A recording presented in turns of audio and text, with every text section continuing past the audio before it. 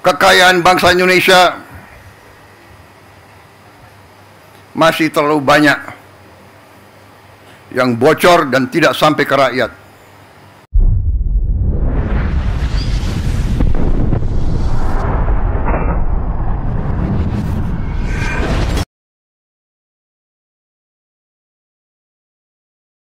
Pemerintah Republik Indonesia secara beruntun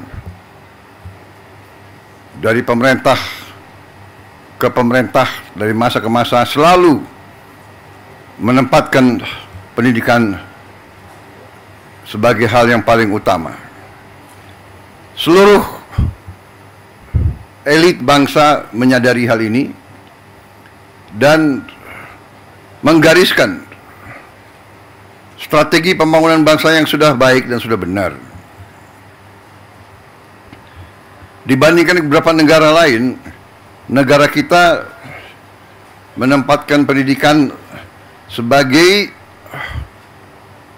yang teratas dalam APBN, dalam anggaran pembiayaan dan belanja negara. Pendidikan yang paling pertama. Kalau tidak salah, APBN sekarang ini mungkin yang tertinggi selama sejarah Republik, di atas mungkin 22%. Kita bandingkan dengan negara lain. Negara India yang utama nomor satu adalah pertahanan. Memang mereka mengalami kemungkinan ancaman terhadap pertahanan mereka. Kita bersyukur bahwa cukup lama berkat kepemimpinan presiden-presiden kita terdahulu, bangsa kita relatif mengalami berapa puluh tahun masa relatif damai. Memang ada berbagai krisis, berbagai gerakan separatis, tapi secara garis besar bangsa kita tidak mengalami perang besar mungkin sudah 60 tahun lebih. Kita bandingkan dengan negara Eropa, tempat lahirnya demokrasi, perang besar sekarang. Di Timur Tengah hampir tidak pernah berhenti perang. Di Palestina, di Gaza, di Suriah, di Lebanon, di Irak, di Yaman, di Libya, di Sudan, sebut saja. Eritrea, Somalia, Chad, Mali, perang. Kita harus bersyukur. Untuk itulah masa sekarang karunia besar dari Yang Maha Kuasa, masa damai, keadaan damai, bukan buah yang jatuh dari pohon. Masa damai bukan sesuatu yang jatuh dari langit.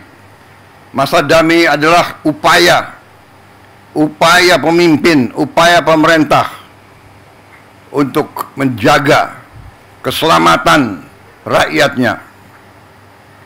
Dan dalam masa damai ini, marilah kita semua unsur bangsa, marilah kita gunakan kesempatan ini untuk membangun negeri dengan kecerdasan, dengan kearifan, dengan hati yang bersih, dengan kejujuran, sehingga kita bisa membangun masa depan anak-anak dan cucu-cucu kita. Pendidikanlah yang menentukan apakah negara ini mau jadi negara miskin atau negara ini mau jadi negara yang baik untuk rakyatnya. Pendidikan yang menentukan. Pendidikan sudah dapat alokasi yang besar, tapi marilah kita waspada, mari kita jujur kepada diri kita sendiri. Tidak kita mencari kesalahan siapapun. Mari kita jujur kepada diri kita sendiri. Mari kita bertanya, apakah anggaran pendidikan yang begitu besar sudah bertahun-tahun sampai atau tidak kepada alamat yang harusnya ditujukan. Kita masih melihat tadi dan kita tahu begitu banyak sekolah-sekolah yang rusak.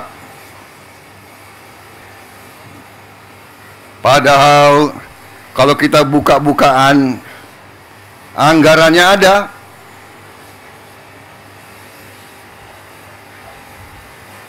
Bagaimana bisa satu sekolah toiletnya hanya satu, WC-nya satu? Bagaimana bisa?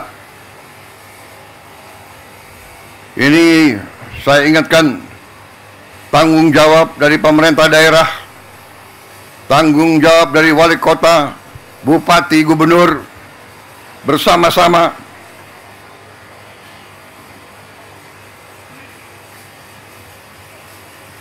saya memang menetapkan anggaran, saya kira kalau dicek cukup besar untuk perbaikan sekolah-sekolah.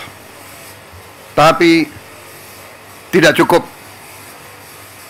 Berapa? 16 triliun ya? 16, hampir 17 triliun. Tapi cukup hal ini untuk mungkin hanya 11.000 sekolah. Ya, 11.000 sekolah kira-kira. Ini tidak cukup. Sekolah seluruh Indonesia adalah 330.000 sekolah. Benar ya Pak Menteri? Yang sekolah negeri berapa Pak Menteri? Dari 330.000. 200.000 sekian. Jadi kalau kita perbaiki 11.000, mungkin perlu 30 tahun sampai sekolah ini semua bisa diperbaiki. Dan kita tidak boleh menyerah. Tidak boleh kita 30 tahun memperbaiki sekolah-sekolah itu. Karena itulah saya bertekad melakukan penghematan terus-menerus. Kita harus memperbaiki sebanyak-banyak sekolah seluruh Indonesia dalam waktu secepat-cepatnya. Inilah yang saya sedang pikirkan terus bersama menteri-menteri saya. Terus-menerus saya memikirkan bagaimana kita cari uang. Bagaimana kita mengelola kekayaan kita. Karena terus terang saja, berkali-kali saya sampaikan, kekayaan bangsa Indonesia masih terlalu banyak yang bocor dan tidak sampai ke rakyat.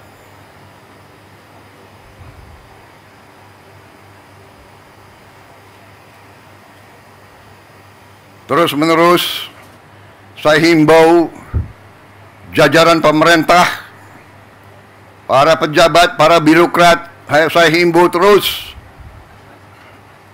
berbuatlah yang terbaik untuk rakyat.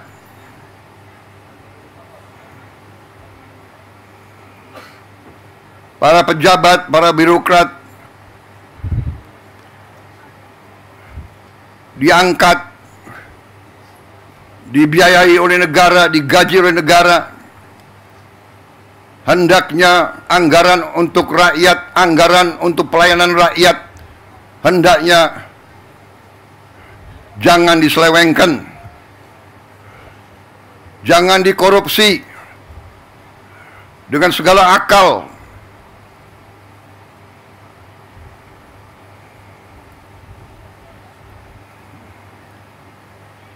Saudara-saudara sekalian,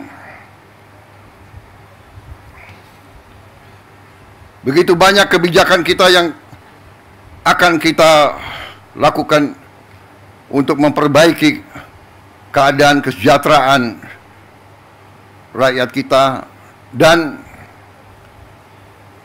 ASN kita dan guru-guru kita, pejabat-pejabat kita semuanya. Saya sedang merencanakan juga bagaimana menaikkan gaji para hakim kita, agar hakim kita nanti tidak bisa disogok, tidak bisa dibeli, sehingga hukum dilaksanakan dan ditegakkan dengan baik.